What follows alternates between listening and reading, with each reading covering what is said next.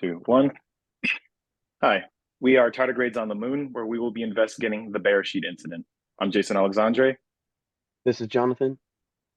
Hannah Franklin. So moving on to our overview, we're going to be looking at five main sections. Number one is what happened. We're going to take a look at the events that led up to the Beresheet incident and talking about what occurred and what happened after. Second, we're going to be looking at tardigrades and their special biology. So tardigrades themselves are a physically hardy creature, and we want to look more into the special biology and how they're able to survive, possibly survive in the vacuum of space and the lunar surface. Third, we're going to be looking at who cares, the politics, governance, and responsibility. Who should take blame? What type of laws are in place, and what type of regulations could be implemented to stop further rogue actors from acting out? Fourth, we're going to be looking at future. So future implications of the lack of blame placed on any actors involved in the Beresheet incident, and as well as looking at planetary protection protocol. Fifth, we're going to be concluding everything, a summary of events, aftermath, and our opinions, and possible preventative measures to stop rogue actors from acting out in future space missions.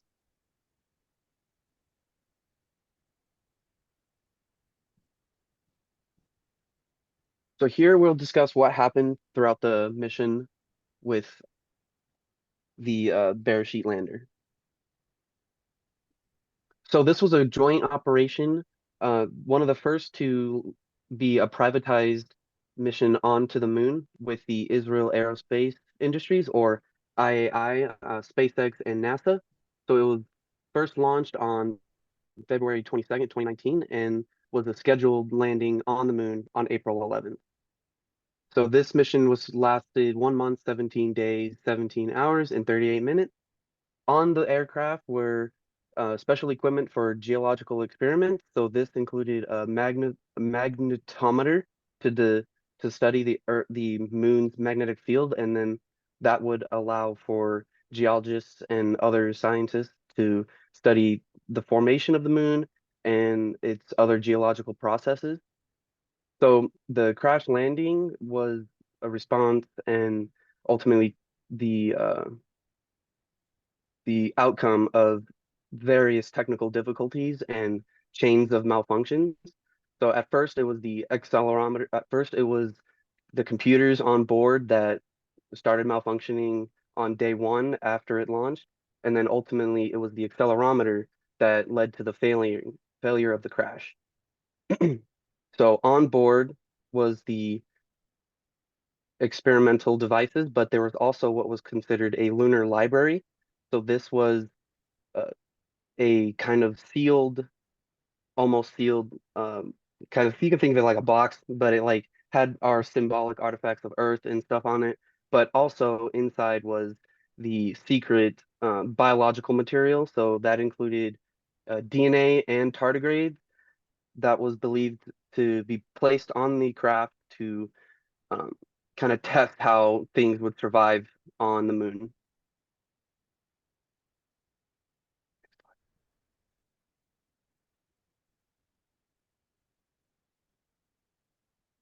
So tardigrades are very robust and very, as Jason had put it at the beginning, hardy.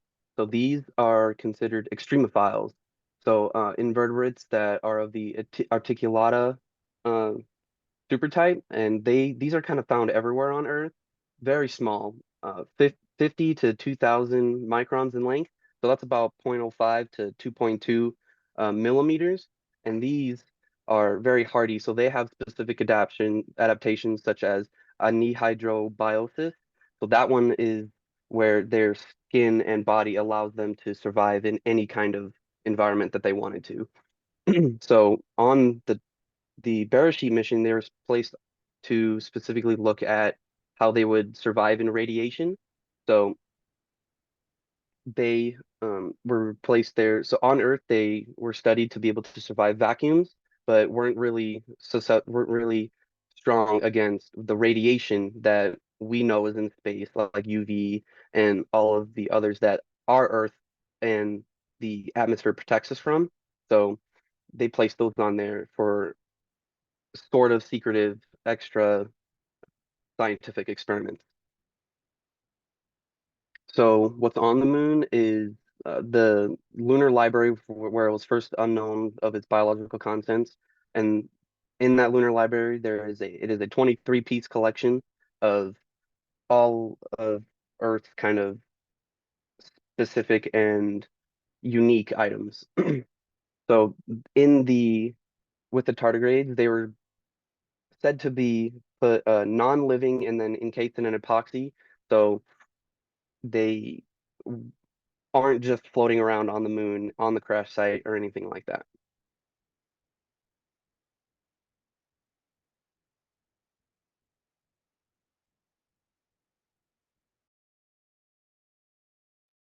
All right. So third, we're going to be looking at who cares, kind of a legal look, as well as who should take responsibility and who should be blamed, and whether blame was actually given or not. So legal issues at play. The Beresheet mission was to be a technological milestone for Israel. It was their introduction into lunar and planetary exploration. So it was predominantly an Israeli mission, however, and it was done through Space IL, an Israeli private organization that was highly focused on allowing Israel to have lunar landing capabilities. In addition to other actors involved in the mission, there was the United States and the American private organization titled the Arch Mission Foundation, led by Nova Spivak. The Arch Mission Foundation is a foundation that wants to preserve human, wants to go, who wants to preserve human, DNA as well as genetic samples of other life forms on Earth.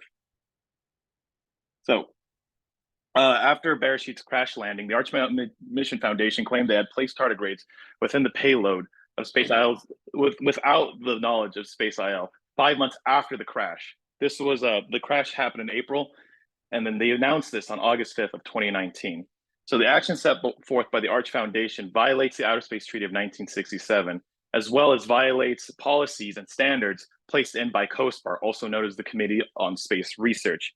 And their entire, I guess, mission is related to planetary protection and stopping foreign biological contaminants from contaminating other biological or contaminating other planetary and lunar bodies. And so this leads, and we also want to look at the responsibility and the actions of individual actors and whether they're acting within COSPAR as well as the Outer Space Treaty policies. So this leads to our main question: who is at fault, and what actions should be taken against rogue actors? So regulatory bodies and regulations. So Article 6 of the Outer Space Treaty states that responsibilities that the host country or the leading state takes responsibility for the actions of their private actors. So in this case, the United States of America would be responsible for the actions of the Arch Mission Foundation due to them being an American organization, private or otherwise. So in addition to this, the United States served as the launching state. So the Beresheet mission was launched within United States boundary or borders, and it was launched on a SpaceX rocket. And SpaceX, as we know, is also an American organization, American private organization. Lastly, the U.S. Federal Aviation Administration investigated and looked at the Beresheet lander and found that Israel had done their due diligence, though it seems like they didn't investigate the actual payload itself. So COSPAR planetary protection policy. This is put into place to prevent contamination of lunar and planetary bodies. COSPAR is interested in maintaining what's the word? Maintaining the biological, maintaining the biology of future missions where we investigate planetary bodies that may contain life. So this is considered soft law. Countries and states and organizations are not required to follow the regulations placed in by COSPAR. This is non-binding, and it's up. But one major issue of COSPAR's planetary protection policy, it's up to interpretation. It's incredibly hard to enforce since it's not integrated into any actual laws. So blame responsibility. International law. International laws cover the actions of states and their space agencies. So private actors' actions are covered by space law, but not by actual hard international law. Space law with the Outer Space Treaty of 1967 could be considered a hard law, but it's still highly up to interpretation. For example, with the Apollo missions, when America first sent humans onto the moon, that technically could have violated some of Coast Guards and some of the outer space treaties what was it, articles, since life was put onto a planetary/lunar body without prior knowledge of any other states. So organizations try to further legitimize space law, since hard space law is in the benefit of every organization, every space organization. So other rogue actors aren't able to take advantage of discrepancies or gaps within space law. So, let me go back. So the Outer Space Treaty of 1967 was one of the first successes of making space law into hard law rather than viewing it as something solely up to interpretation by host countries. For example, the Soviet Union, China, or the United States could take advantage of other smaller fledgling space nations and be able to place payloads or missions that are not in the best interest of those smaller fledgling space agencies. So ultimately, who's responsible? So OST's, the Outer Space Treaty's Article 8 states that the state on whose registry a space object is carried retains jurisdiction and control over the space object and its personnel. So this might relate to Israel itself, since they were the ones to build the Beresheet mission. However, it was a United States organization that placed in the payload. So perhaps the United States is responsible solely for the payload, and Israel is responsible for the Beresheet lander itself. Though, as the FAA states, Israel had done its due diligence in making sure that the Beresheet was space worthy and would not malfunction or cause any issues to American launch capabilities. Paired with Article 6, this indicates that the United States should perhaps be at fault due to the actions of the Arch Mission Foundation. So just kind of summarizing those ideas. The United States was the launch state. The Arch Mission Foundation is an American foundation. The FFA did investigate the Beresheet spacecraft, an American organization that investigates and looks into spacecraft, as well as the SpaceX rocket that launched Beresheet being an American rocket. So outcome. So looking at accountability, despite COSPAR regulations and Outer Space Treaty articles being clearly violated, there was no actual repercussions given to Israel, the United States, or the Arch Foundation itself. Nova Spivak of the Arch Foundation even stated himself, he would rather ask for forgiveness than ask for permission. And so this could lead to perhaps more malicious actors taking advantage of this, saying that if Spivak and his foundation did not take responsibility, as well as the United States not taking responsibility, other rogue actors are able to act out and perhaps put a payload that could be malicious to the mission itself. Imagine Spivak had a less than savory ideas and placed some sort of device that messed or tampered with the Beresheet systems. So actual enforcement is hard to do, since COSPAR's regulations are not entirely voluntary, or are entirely voluntary and not completely implemented into the Outer Space Treaty or any foreign treaties in themselves.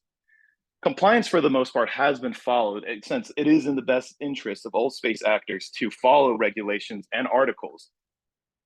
If you have a bunch of actors who perhaps are not following compliance, then one country may be less likely or less privy to wanting to do missions with a certain organization that doesn't follow compliance. Future rogue actors could take advantage of this uncertainty, though. Okay, so I'll be talking about what impact this event has on the future and what is currently being put into action.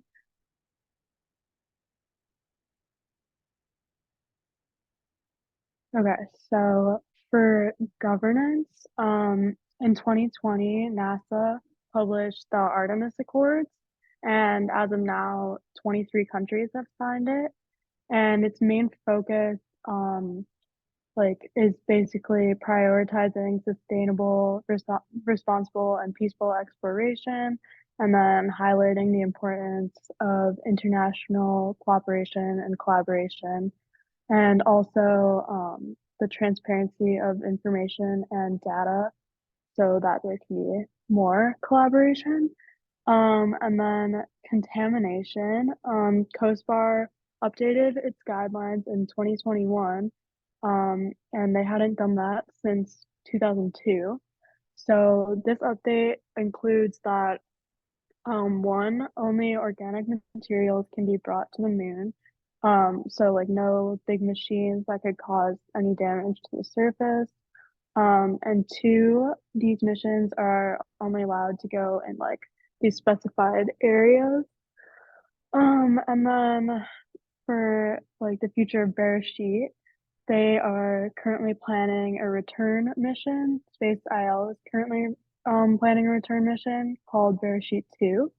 And it'll be a collaboration between NASA, Space IL, and the Israel Space Agency, and it's expected to launch in 2025.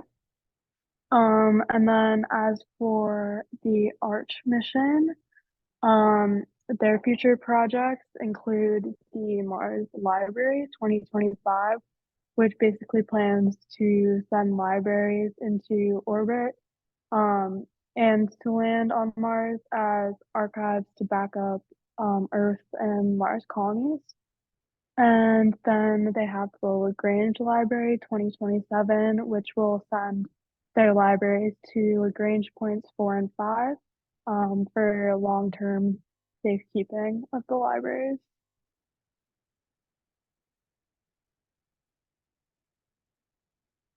Okay, and then conclusion.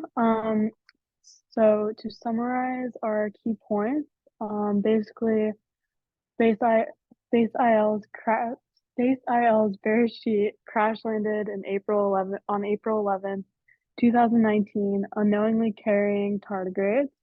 Tardigrades are extremophiles that may have survived the crash. And then the absence of governance leaves stakeholders off the hook, including the Arch mission and Nova Spivak. And then soft laws such as Coast Guard's regulations are hard to enforce, especially at the international level. Coast Guard guidelines and the Artemis Accords are the recent adaptations to space law. Beresheet 2 is in the works, as well as Mars Library and the Lagrange Library. So here are some of our thoughts as a group on how to prevent something like this from happening again. And firstly, it would probably be to pay more attention to like technical issues that would prevent the crash in the first place. Just because there are many things leading up to it that were overlooked or like taken care of hastily. And then second would be to create like specific space contamination laws and like space travel laws in general, that are more enforceable than like the current soft laws, and have like a more solid system of space governance, so that like in the near future, like being on the brink of like an era of space exploration, we have like a solid system set up. And then lastly, it would be to hold actors accountable, because there needs to be a way to hold actors accountable, and this might go along with like creating more solid enforceable laws like space contamination or like space travel laws in general. But yeah, thank you for listening.